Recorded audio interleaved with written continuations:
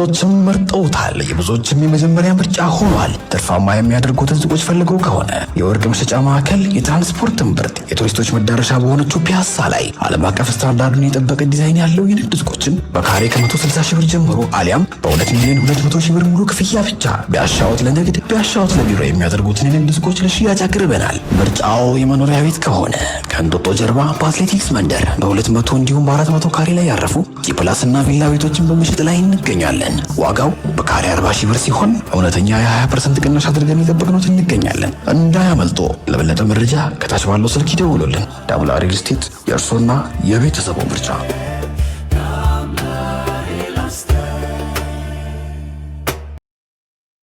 ሄሎ ጤና ይስጥልን ወደ መሃል ሚዲያ ቤተሰብ ሰላም ብያለሁ። በያላችሁበት ሰላማችሁ የበዛ ይሁን።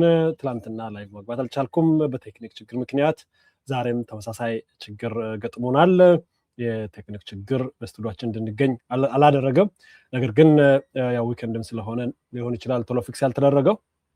ዛሬም ከመጥፋት ላይቭ እንኳን መምጣት ባልችል የተቀዳ መረጃዎችን ይዤ ከእናንተ ጋር መገናኘት የግድ ነው ስለተገኘ መጥቻለሁ። እንድትከታተሉኝ በትልቅ አክብሮት ጠይቃለሁ። በዋናነት እንደተለመደው ይሄ ድምጽ ይሰማል ብዬ ተስፋ ስለማድረግ ለብዙዎች እንዲደርስ ሼር እንድታደርጉ ላይክ እንድታደርጉ በትልቅ አክብሮት ጠይቃለሁ። ስለተባበራችሁ ከልብ ነው የማመሰግነው። እንደተለመደው መሃል እንድትደግፉ እጣም እንድትገዙ በማበረታታት ወደ መረጃዎቼ ይሄዳለሁ። ወደ መረጃዎቼ ከመግባት በፊት ግን ዛሬ ማርች 8 ነው። ማርች 8 የሴቶች ቀን ነው። መሃል ሚዲያ ውስጥ ያላችሁ መሃል ሚዲያ ቤተሰብ ቤቶቻችን፣ እናቶቻችን፣ ልጆቻችን ሁላችሁንም ሴቶች እንስቶች እንኳን አደረሳችሁ ማለት ወዳለው። ቀላል ትርጉም የለውም።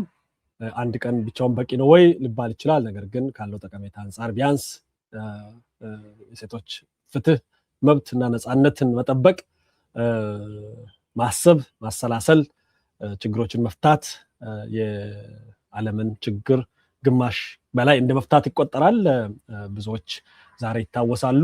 በዓለም ደረጃ የሚከበር ነው። በኢትዮጵያም ደረጃ በደንብ በድምቀት ከሚከበሩ በተለያዩ ኢቨንቶች ከሚከበሩ አንዱ ነው። በአዲስ አበባ በሩጫ ክብርት ከንቲባው በተገኙበት፣ ታዋቂ አትሌቶች በተገኙበት ተከብሮ ውሏል በዓሉ። ምናልባት የኢትዮጵያ አየር መንገድም ተመሳሳይ ነገር አድርጓል። ሁሌ በየዓመቱ የኢትዮጵያ አየር መንገድ ሙሉ በሙሉ በሴት ክሩ የሚመራ ነው የሚያዘጋጀው። በጣም በጉጉት የሚጠበቅ ነው። በሴቶች ብቻ ከአብራሪነት እስከ ማንኛውም አይነት ሴት ትችላለች የሚለውንም ነገር በአደባባይ በስራ የሚያስመሰክር ቀን ነው። ግን ደግሞ እንደ ኢትዮጵያ ባሉ የሴት ልጅ ጥቃት በሰፊው በሚታወስበት በሚታይበት እንዲሁም ደግሞ መድሎ፣ መገለል፣ ጎጂ ባህላዊ ልማዶች ባሉበት ከዚህ የበለጠ ያስፈልጋል የሚሉ እኔ እሱን በደንብ ይጋራለሁ። የሴቶች ድምፅ ለኢትዮጵያ ከፍታና የ50 ዓመት የጉዞ ሲዘገር በሚል በዓለም አቀፍ ደረጃ ለ115ኛ በኢትዮጵያችን ለ50ኛ ጊዜ የሚከበረው የሴቶች ቀን የሴቶች ድምፅ ለእኩልነትና ለበለጸገች ኢትዮጵያ በሚል መሪ ቃል ተከብሯል። ዛሬ በዚህ በዓል ላይም ከ100 ሺህ በላይ ሴቶች ተሳትፈዋል። ሩጫ ተደርጓል። ይህም 5 ኪሎ ሜትር ሩጫ ነው። ከውድድሩ ባለፈ የሴቶችን ማህበራዊ፣ ኢኮኖሚያዊ፣ ፖለቲካዊ እኩልነት ጥያቄ ድምቀት ለማንጸባረቅ ነው ተብሏል። እንግዲህ በዚህ ሩጫ ላይ ክብርት ከንቲባ፣ የሴቶች ጉዳይ ሚኒስትር፣ ታዋቂ አትሌቶች፣ ታዋቂ ግለሰቦች ተሳትፈዋል። ሌላኛው አየር መንገዱም እንግዲህ የሴቶችን ዓለም አቀፍ የኢትዮጵያ አየር መንገድ የሴቶችን አቅም በተግባር በማረጋገጥ ተቀዳሚ ነው ብለዋል ዶክተር እርጎጌ ተስፋዬ። የኢትዮጵያ አየር መንገድ ሴቶች በተወሰኑ የስራ ዘርፍ ላይ ብቻ ይሳተፋሉ የሚለውንም አስተሳሰብ የሰበረን ያሉት አየር መንገዳችን ይሄን በየዓመቱ የሚያደርግ ነው። በብዙዎች አካባቢ እየተከበረ ነው ያለው። ከዚህ በድጋሚ እንኳን አደረሳችሁ ለማለት ወንዶች እዚህ ውስጥ ያላቸው ሁሉ ለሴቶቻችን፣ ለእህቶቻችን፣ ለኢትዮጵያን ጀግና እናቶች አበባ በመስጠት እንድታከብሩ በትልቅ አክብሮት ጠይቃለሁ። ይሄን ምስል እንደ መግቢያ ልጠቀም። ይታያችኋል። ትንሽ ሙቀት አለ ውጭ ነው ያለሁት። ይሄ የኤርትራ የውሃ ሚኒስትር ይባላሉ። ጫማቸውን እንዳታዩ ከህንድ አምባሳደር ጋር ነው የተያዩት። ወንበሩን አይታችኋል። ወለሉን አይታችኋል። ሲንጋፖር እናደርጋለን ብለው አስበው ወስደው እንደ አንዳንዴ እሱ ኢምባራስመንት በጣም ከጀርባ የተለጠፈው የሰውየው ፎቶ ነው፣ የሻዕቢያ መሪ ፎቶ። ግን የዛሬ 40 ዓመት የተነሳ ፎቶ ነው። እንደዚያ ፎቶ ሁሌም ኤርትራ ውስጥ እኔ ሳይ የሚገርመኝ የተለጠፉ ፎቶዎች ሁሉ የወጣትነት ነው። ሰውየው እኮ የለም ወጣትነት። ይሄ ገና ከአዲስ አበባ ተገንጥለው እንደሄዱ ገና እፍታውም ሳይቀንስ ምንም ሳይነው ይሄን ያህል መሟሟቅ አይደለም። ከዛ በኋላ ሰውዬ ብዙ ነገር ተቀይሯል። ኦፍ ኮርስ እርጅና ተፈጥሯዊ ነው፣ አይቀርም። ሁላችንም ወደዛ ነው የምንሄደው። አፕዴት ግን ይደረጋል። የኛ አይታችሁ ነው ጠቅላይ ሚኒስትሩ መጀመሪያ የነበር ፎቶ አይደለም የምንደረገው። በየአመቱ ኦልሞስት አፕዴት ሲደረግ ያለው ቢሮዎች አካባቢ አክቹዋሊ እኛ ጋር መሪዎችን ስለሚቀየሩ እኔ ያህል የሰፋ የ40 የ50 ዓመት ልዩነት ፎቶ አይደረግም ነው። ከፎቶ በላይ ግን ወንበር ላይ ተጫዋል። መዝገብ ቤት እንኳን እንደዚህ ያለ እኛ ጋር መዝገብ ቤት እንደዚህ ቀርቷል እኮ ባይዘው ታስ ናሽናል ኤምባራስመንት እኮ ነው። ይሄ ለኤርትራውያን ብቻ አይደለም የሚያናደው፣ ለኔም ለአንድ አፍሪካ ቀንድ ዜጋ ያናደኛል በጣም። ምክንያቱም ይሄን ይለጥፋሉ። አፍሪካ እንደዚህ ነው እንደ አንድ የሚኒስትር መስሪያ ቤት እና ደግሞ ጫማ ምንድነው ድሮ አባቴ ለእርሻ ምናምን እንደዛ የሚያደርገው ቦቲ ታረጋላችሁ፣ በቦቲ ውስጥ ጨርቅ ሱሪያችሁ እንዳይበላሽ ታረጋላችሁ። ወይ ደግሞ ጧት እኛም ድሮ ትምህርት ቤት ስንሄድ እናስታውሳለን፣ ጤዛ እንዳይነካለ ሰፊ ቦልባሌ ስታረጉ ማለት ሚኒስተር ተብሎ እንደዚህ የድሮ ልብስ ተለብሶ አስቸጋሪ ነው በጣም ማለት። ለማንኛውም ከዚህ በላይ ብዙ ጊዜ መውሰዱ ተገቢ ነው ብዬ አላምንም። ዛሬ አንድ መረጃ ወጥቷል። መረጃውን ያወጣው በመተከል ዞን የፓዊ ወረዳ መንግስት ኮሚኒኬሽን ነው። ህገወጥ ተተኳሽና የብሬን እንዲሁም የክላሽንኮቭ ጥይቶች በቁጥጥር ስር አውያለሁ ነው ያለው። በቤኒሻንጉል ጉሙዝ ክልል በመተከል ዞን ፓዊ ወረዳ አባት በለስ ቀበሌ ከ7000 በላይ የብሬንና የክላሽንኮቭ ተተኳሽ ጥይት በቁጥጥር ስር መዋሉን የፓዊ ወረዳ ፖሊስ አረጋግጧል። የወረዳው ፖሊስ ጽሕፈት ቤት አዛዥ ኢንስፔክተር ነጋው ኤባ መነሻውን አማራ ክልል አዊ ዞን ጀዊ ወረዳ ያደረገው ኮድ ኢቲ 307 453 የሆነው መርቸዲስ የጭነት መኪና ላይ ነው ህገወጥ ተተኳሾች የተጫኑት። ከ110 ኩንታል ለውዝ ጋር በመጫን ነው ወደ ቻግኒ ከተማ ለማሳለፍ ሲሞከር የብሔራዊ መረጃና ደህንነት አገልግሎት ጋር በመተባበር ከፓዊ ወረዳ ጸጥታ አካላት ጋር በመቀናጀት በተደረገው ጥብቅ ክትትልና ፍተሻ እስከ 5000 የሚጠጋ የብሬን ከ2000 በላይ የሆነ የክላሽንኮቭ ተተኳሽ በድምሩ ወደ 8000 የሚጠጋ ጥይትና 2 አዘዋሪዎች በቁጥጥር ስር ውለዋል። ለዚህ ስኬት እንግዲህ የህብረተሰቡ ትብብር የስለላ አቅማችን ምስጋና ቀርቧል። እንደዚህ አይነት ነገር ተጠናክሮ እንደሚቀጥል ተስፋ እናረጋለን። ሌሎችም ከዚሁ እንዲማሩና ተመሳሳይ ስህተትም ከመስራት እንዲቆጠቡ እንጠይቃለን። ቤተሰብ አጭር ጊዜ ስለምቆይ ፈጠን ማለት ፈልጋለሁ። ፕሮግራማችን ለብዙዎች እንዲደርስ ሼር ማድረግ፣ ላይክ ማድረግም እንድታበረቱ ለመጠየቅ። ሌላኛው መረጃ ከመሄዴ በፊት አንድ ቪዲዮ ላሰማችሁ። ይሄ ቪዲዮ ዛሬ አሁን ማሰማችሁ ቪዲዮ ትላንትና በመስቀል አደባባይ በተከናወነ ስርዓት የተላለፈ መልእክት ነው። ያልተጠበቀ ባይባልም ብዙዎችን ግን ትንሽ ያስደነገጠ ነው። በተለይ ህግደፍና ባንዳዎችን የባህር በር ተፈጥሯዊ መብታችንና የጋራ ሀቃችን ነው። ይሄ ቦልድ ስቴትመንት የወጣው ከሼክ አብዱልከሪም ሸሂድ በድረዲን ነው። ሼክ አብዱልከሪም ሸሂድ በድረዲን የእስልምና ምክር ቤት የእስልምና ጉዳዮች ጠቅላይ ምክር ቤት ተቀዳሚ ምክትል ፕሬዝዳንት ናቸው። እንግዲህ ይሄ የህዝብ ሙስሊሙ በአጠቃላይ ያለውን አቋም ነው የሚያሳየው። ይሄ እጅግ ለጠላት አስደንጋጭ ሆኗል። አልፎ ግብጽ የሚሰማ ድምጽ ነው። የድምጽ በአዲስ አበባ ደምቆ በተከናወነው በ6ኛው ሀገር አቀፍ የጎዳና ኢፍጣር ላይ የታደሙት የኢትዮጵያ እስልምና ጉዳዮች ጠቅላይ ምክር ቤት ተቀዳሚ ምክትል ፕሬዝዳንት ሼክ አብዱልከሪም ሸሂድ በድረዲን የኢትዮጵያን የባህር በር ጥያቄ የሁላችንም የኢትዮጵያውያን ተፈጥሯዊ መብት መሆኑን ገልጸዋል። ተቀዳሚ ምክትል ፕሬዝዳንቱ ባስተላለፉት መልእክት የባህር በር ጉዳይ የህልውናችን የብልጽግናችን መሰረት መሆኑን ጠቁመው ይህ ታሪካዊ መብታችን ያለ ምንም ውጣ ውረድ በሰላም እና በፍቅር እንዲመለስ ያላቸውንም ጽኑ ምኞት ገልጸዋል። ይህ የጋራ የባህር በር ጥያቄ መላው ኢትዮጵያውያንን በአንድነት የሚያቆም ታላቅ ሀገራዊ አጀንዳ መሆኑን ያነሱት ሼክ አብዱልከሪም ፈጣሪ ለሀገራችን ሰላምን፣ ለህዝባችን አንድነትን እንዲሁም ለመንግስታችን ጥንካሬን እንዲሰጥ ተማጽነዋል። አሜን አይባልም? አሜን የሚያስብል ተማጽኖ ነው። በተለይም ታላቁ የረመዳን ወር በጎ ተግባራት የሚበዙበት ወቅት በመሆኑ ኢትዮጵያ የጀመረችው የልማት የሰላም ጉዞ ዘላቂነት እንዲኖረው የሁላችንም ኩራት የሆነው የባህር በር ጥያቄ በስኬት እንዲቋጭ ያላቸውን ተስፋ ጸሎት አረጋግጠዋል። ይሄ በጣም ወሳኝና ትልቅ መልእክት ነው። አንደኛ ከህዝበ ሙስሊም ነው የተላለፈው። ህዝበ ሙስሊሙ በታሪኩ በዚህ ልክ በተለይ ከባለፈው ስርዓት ውጣ ውረድ በኋላ መንግስታዊ ጣልቃ ገብነት ህዝበ ሙስሊሙን በጣም ከተፈታተነ በኋላ በዚህ ከለውጥ በኋላ ከፍተኛ የአንድነት ደረጃ ላይ ያለበት ነው። ከፍተኛ መደማመጥ መስማማት ያለበት ነው። ሰው መሪዎችን የሚያከብርበት ነው። ምንም ጥያቄ የለውም። ፍጹም አንድነት የሚታይበት ጊዜ ላይ ነው ያለነው። ይሄ በሚሊዮን የሚቆጠሩ ህዝብን የሚመሩ መሪዎች በዚህ ልክ ቁርጥ ነገር ካነሱ ውጤቱ ምን ሊሆን እንደሚችል መጠርጠር አስቸጋሪ አይደለም። እስቲ በድምጽ እንስማ፣ አንዳንዶች ሊጠራጠሩ ስለሚችሉ። አርግልን ኢትዮጵያን ሰላም አላህ ያርግልን። ሀገራችንን አማን አላህ ያርግልን። ኢትዮጵያን ሰላም አላህ ያርግልን። መንግስታችንን ሰላም አላህ ያርግልን። ህዝቡን አማን አላህ ያርግልን። ለሀገር የማይበጀውን አደብ አላህ ይስጥልን። ዓለምንም ውጣ ውረድ ሐቃችንን በሰላም በደስታ የባህር በራችንን አላህ ይመልስልን። አላህ ይመልስልን። መንግስታችን ተናግሮ ያልጀመረው ጀምሮ ያልጨረሰው ነገር የለምና የባህር በራችንን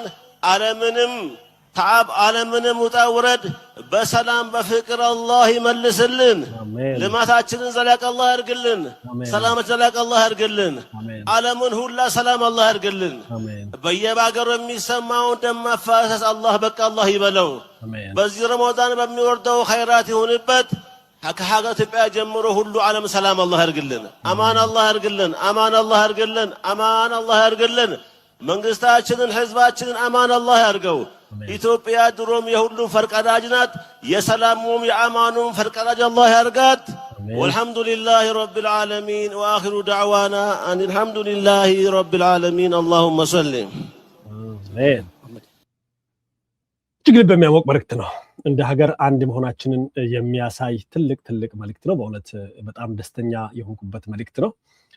ኢትዮጵያ ተስፋ አላት። ኢትዮጵያ ያለችውን ታሳካለች ሲባል አንዳንዱ ይሄን ከጠቅላይ ሚኒስትሩ ጋር ብቻ ለማያያዝ የተሞከረው ነገር ምንም ፋይዳ እንደሌለው፣ ይሄ ጠቅላይ ሚኒስትሩ ፍላጎት ብቻ ሳይሆን ኦፍኮርስ ጠቅላይ ሚኒስትሩ ትልቅ ክሬዲት ይወስዳሉ። ግን የሁሉም ኢትዮጵያዊ የተወለደ ብቻ ሳይሆን ገና የሚወለድ ኢትዮጵያ ጥያቄ የሞቱትን ጭምር ሲያሰላስሉት የነበረ ለዛሬ ሲበስል የቆየ ጥያቄ ነው። ይሄን በዚህ ልክ ማድረጋችን በእውነት ተገቢ ክብር ሊሰጠው ተገቢ እውቅና ሊሰጠው ይገባል ብዬ አምናለሁ። ለዚህ ለለፉትም ማመስገን፣ ለሞቱትም መስዋዕትነት ለከፈሉትም ምስጋናችን ይድረሳቸው። በእኛ ትውልድ በእኛ ጊዜ በእኛ አቅም ከእግዚአብሔር በታች እንደምናስመልሰው አንዱ ማረጋገጫ የትላንትናው የኢፍጣር ነው። በኢፍጣር ወቅት የሚወራ ነገር ዝም ብሎ አይደለም። ለዚህ ነው አንዳንዴ ሃይማኖቶች በዚህ መልኩ ነፃነታቸውን ኤክሰርሳይዝ እንዲያደርጉ የራሳችንን ሃይማኖትን መፍቀድ አለብን፣ የሌላውም ሃይማኖት መፍቀድ አለብን። ነፃነት በመጣ ቁጥር የብሔር ነፃነት ሲኖር፣ የሃይማኖት ነፃነት፣ የባህል ነፃነት ሲኖር ሀገር ትጠነክራለች። አያስፈራም። የህዝብ ሙስሊሙ አንድነትና መብት ነፃነት ለፕሮቴስታንቱ አንድነትና መብት ነፃነት መሰረት፣ የፕሮቴስታንቱ መብትና አንድነት ነፃነት ለኦርቶዶክሱ መብትና አንድነት ነፃነት መሰረት ነው። የኦርቶዶክሱ መብትና አንድነት ነፃነት ለኦንሊ ጂሰስ ለሰቨንዝ ዴይ አድቬንቲስት ዩ ኔም ኢት ሃይማኖት ላይ ለውም ጭምር መሰረት። ለምን ሀገር ነቻ የጋራ ቤት ውስጥ ሁላችንም ቤተሰብ ነን። ይሄ ጥቅሙ አንዴ እንደዚህ በላይ ብሔራዊ ጥቅሞቻችን ላይ በተለይ ይሄ ኢፍጣር ከተጀመረ ወዲህ እያሳደረ ያለው ተጽዕኖ ፕራይስለስ ነው። በየዓመቱ የሚተላለፉት መልእክቶች በጣም አስገራሚ ናቸው። በአባይ ግድብ ላይ ወሳኝ መልእክቶች ለአረቡ ዓለማት የተላለፉት በኢፍጣር ወቅት ነው ያነገብናቸው በወቅቱ ያሉ። ለዚህ ነው ወደን ሳይሆን ኢትዮጵያ እንድታድግ ከሆነ፣ ኢትዮጵያ እንድትለወጥ ከሆነ፣ ኢትዮጵያ ትልቅ እንድትሆን ከሆነ አንድም በምንም መልኩ መገለል አይቻልም የምንለው። በረከቱን እንዲህ ነው የምናጭለው። የግድ የእምነቱ ተከታይ መሆን የለብን። አጋጣሚ ተጠቅመን እንግዲህ ጾማችሁ ሰላም እንዲሆን የሚቀጥለው ዓመት እስክንደርስ የበጎ እንደሆን ጸሎታችሁ ይደመጥ እላለሁ። ሁለቱም ትልልቅ ሃይማኖቶቻችን በጾም ውስጥ ነው ያሉት። ጸሎታችሁ ይደመጥ እላለሁ። ምክንያቱም ሁሉም ጋር ስለ ሀገራችን፣ ስለ መሪዎቻችን ስለምንጸልይ ሃይማኖት እንደዚህ ነው። ትሩፋቱ እንደዚህ ነው። ጠቅላይ ሚኒስትር በመቀሌ ሰምታችኋል? ኢምፕሬሲቭ ነው አይደለ? ከመቀሌ ጠቅላይ ሚኒስትር በጎ ነገር ይደመጣል ብሎ ማሰብ ቀላል አልነበረም ማለት ነው። ጊዜው እንዴት እንደተለወጠ እንዴ! የጠቅላይ ሚኒስትሩ የትግረኛ ቃለ መጠይቅ መደመጥ ብቻ አይደለም፣ ቫይራል መሆን ብቻ አይደለም፣ ጠላትን ማስጨነቅ ብቻ አይደለም፣ ወላጅን ማስደሰት ብቻ አይደለም፣ እስካሁን እየሰራ ነው ያለው። እስቲ አንድ ቪዲዮ እንስማ። ጦርነት ይፈልጋል ወይ የሚል ነገር ፌደራል መንግስቱ ማጥናት ይፈልጋል ማለት አንድ ፓርቲ ትግራይ ህዝብ ጦርነት ይፈልጋል ወይ የሚል ነገር ፌደራል መንግስቱ ማጥናት ይፈልጋል ማለት አንድ ፓርቲ ሊፈልግ ይችላል እኮ አንድ የሆነ የተወሰነ ሰው ባይዘው ከመቀሌ ነው ሊፈልግ ይችላል። ግን ህዝቡ ቶሎሬት አያደርግም። አሁን ሰላም እንፈልገው ህዝቡ ለዛ እኮ ነው ወጣት እየወጣ ያለው ገብቷል።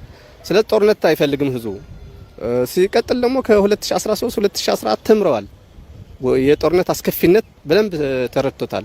አሁን የልማት ነው የምፈልገው፣ ሰላም ነው የምፈልገው ህዝቡ ወጣትም ይኸው የወጣ ነው ያለውና ስለዚህ ፌደራል መንግስት ገብቶ ህግን ስርዓትን ተከትሎ ሰላምን አስከብሮ ልማትን አስቀጥሎ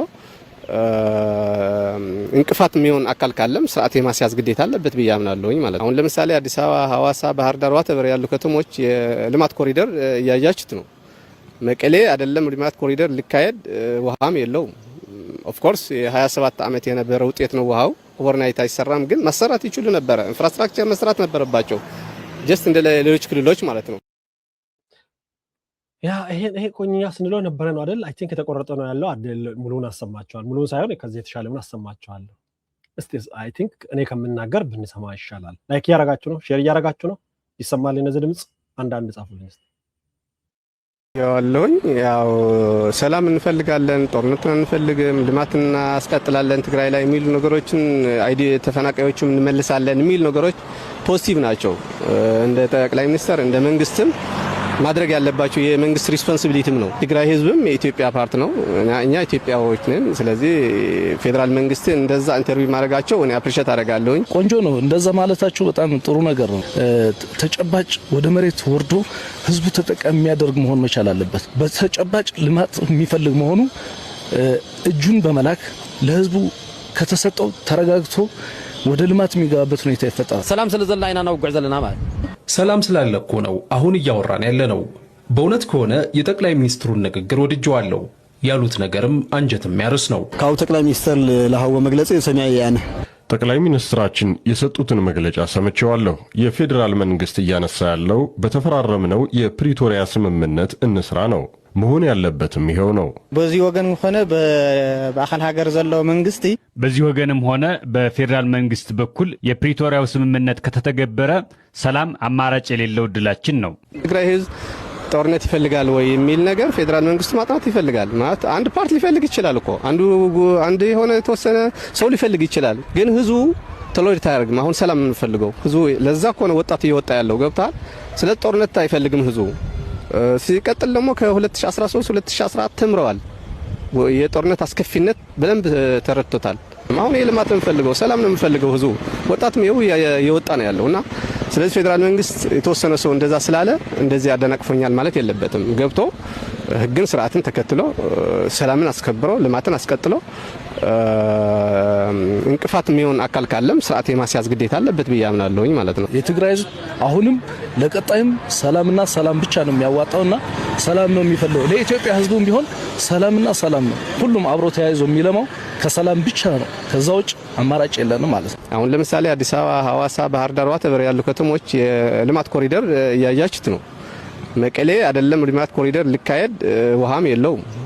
ኦፍ ኮርስ የ27 ዓመት የነበረ ውጤት ነው ውሃው ኦቨርናይት አይሰራም፣ ግን መሰራት ይችሉ ነበረ። ኢንፍራስትራክቸር መስራት ነበረባቸው ጀስት እንደ ሌሎች ክልሎች ማለት ነው። አይገርምም? ህዝብ ያያል። ጊዜ፣ ሁኔታ፣ እድል ከተመቻቸ ልማት የተሰራ እንደሆነ ያያል። አይምሰላችሁ ውጭ ያሉት ብልጭልጭ ነው ኮስሞቲክስ እንደምሏል። ህዝብ ያያል የተኛው ከተማ ምን እየተደረገ እንደሆነ ያያል። ጠብቃችሁ ነበር ይሄን? መቀሌ ውስጥ ነው ይሄ እየተደረገ ያለው። መቀሌ ውስጥ ለዚህ ነው ሲግኒፊካንት ለውጥ መጥቷል። ህዝባችን ከነዚህ ከጦርነት ናፋቂ ቡድኖች ተነጥሏል ስንል በምክንያት የድላችንን መሰረት ባይዘው ይሱ።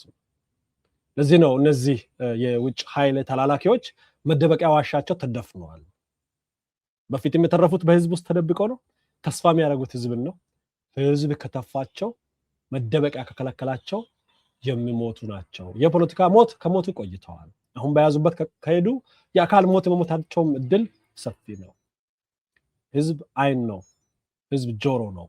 ህዝብ ሁለንተና ሁሉ ነገር ነው። ህዝብን የጠላ ህዝብን የገፋ የትም አይደርስም። ለዚህ እውነት በትዕግስት በብዙ መስዋዕትነት ነው ለዚህ የተደረሰው። ህዝባችን አማራጭ ካለው እንግዲህ ይሄ ጭራቅ መንግስት ተብየውም ግዛዊ አስተዳደር ተብየውም ቲፒኤልኤፍን ባለበት ከተማ ነው እንደዚህ የተባለ ያለው። ምን ያክል ድፍረት፣ ምን ያክል ለውጥ፣ ምን ያክል ርቀት እንደተመጣ የሚያሳይ ነው። ቤተሰብ የመጨረሻ መረጃ ነው ማቀርበው፣ ምክንያቱም ብዙ ጊዜ እንዳልቆይ ፐብሊክ ስፔስ ላይ ያለሁት። ተስፋ አደርጋለሁ ከነገ ጀምሮ ወደ ስቱዲዮአችን እንደምንመለስ።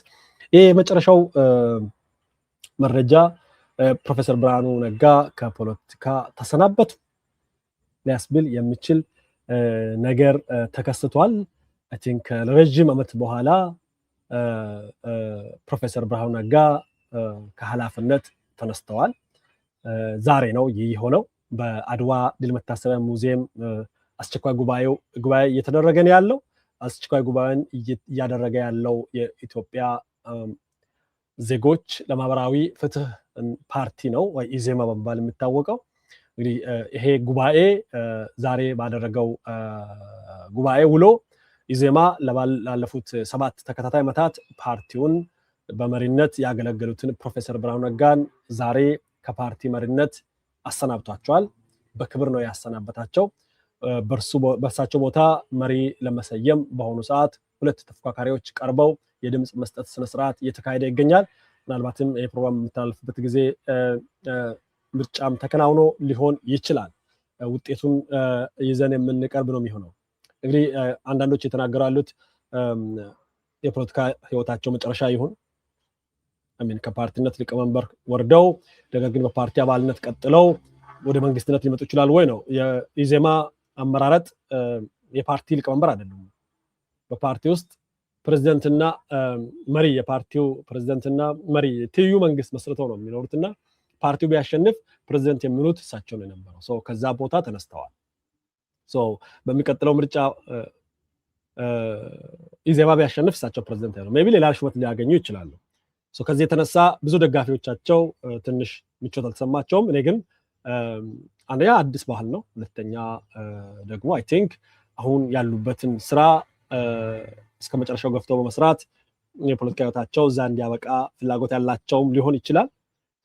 ካልሆነ ደግሞ ምሳሌ መሆን ጥሩ ነው። አንዳንዴ ፓርቲው በእውነትም ይሁን በሐሰት በአንዳንድ የፖለቲካ አመራር ላይ የተነዛው ወሬ ፓርቲውን ይጎዳል። እሳቸው ላይ ላለፉት ዓመታት የተደረገው ዘመቻ ቀላል የሚባል አለ፣ ከውስጥም ከውጭም ማለት ነው። ያ ደግሞ በአንድም በሌላ ኢዜማንም ጎድቷል። በዛ ምክንያት ባለፈው ምርጫም እንዲነሱ ነበር ፍላጎታቸው፣ ግን ባደረጉት ከፍተኛ ፉክክር እና አንዱዓለምን ረተው ነው ፕሬዝዳንት የሆኑት መሪ የሆኑት። እንግዲህ በዚህኛው ዙር ላይ በክብር ተሰናብተዋል። በክብር መሰናበት በራሱ ደስ የሚል ነገር ነው።